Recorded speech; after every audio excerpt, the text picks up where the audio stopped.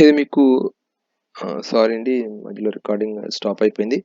దీన్ని second clipping add చేస్తున్నాను అండి. ఓకే, అప్పుడు మనకి కవరింగ్ లెటర్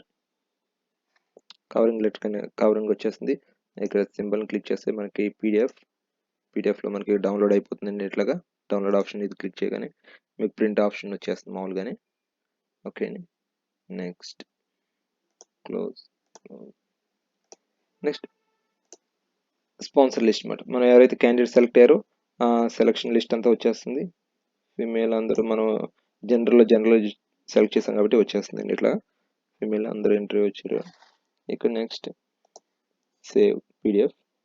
ఓకే అండి, నెక్స్ట్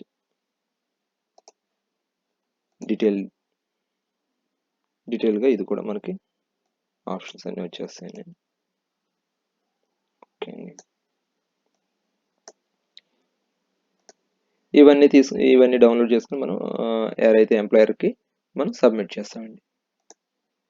ఇన్ కేసు ఒకవేళ స్పాన్సర్లో మనకి సంథింగ్ రాంగ్ జరిగింది, లేకపోతే క్యాండిడేట్ సరిగ్గా రాలేదు అనుకున్నాం అనుకోండి, ఇక్కడ మనకి డీ ప్రాసెసింగ్ ఆప్షన్ ఉందండి. స్పాన్సర్షిప్లోకి వెళ్ళి డీ ప్రాసెస్ అని కరెంట్ ఇయర్ క్లిక్ చేసి again selection get details click చేయగానే మనకి ఏ అయితే చేసామో ఇవన్నీ ఇక్కడ వస్తాయండి. ఒక పర్టికులర్దే చేసుకోవాలనుకుంటే కనుక ఓన్లీ ఇదే చేయాలనుకుంటే డీ ప్రాసెస్ అని క్లిక్ చేయండి. జనరల్ క్లిక్ చేసినప్పుడు మొత్తం అంతా డీ ప్రాసెస్ మొత్తం కింద మీరు బీసీ ఓసీ కానీ ఇంకా వేరే కేటగిరీస్ ఏవి చేసినా కనుక జనరల్ అనేది డీ ప్రాసెస్ ఒకటి క్లిక్ చేస్తే రిమైనింగ్ అన్నీ జీరో అయిపోతాయండి.